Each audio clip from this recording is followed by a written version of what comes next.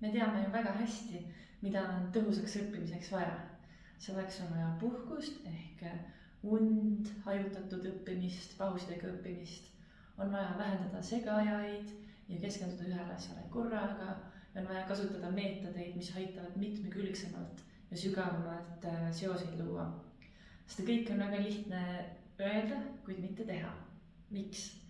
Sellepärast, et esiteks tundub, et tehnikad võtavad tohutult aega, siis teiseks tehnikate kasutamine näeb olevat palju keerulisem kui pealiskaudne lugemine, läbikirjutamine või läbirääkimine.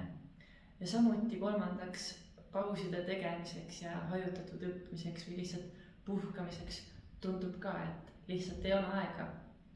Räägin teile järgnevates videodes täpsemalt sellest, kuidas neid tõhusa õppimise tehnikaid kasutada, et teadmised siis sellest tõhusast õppimisest ka tõenäolisemalt praktikasse läheksid.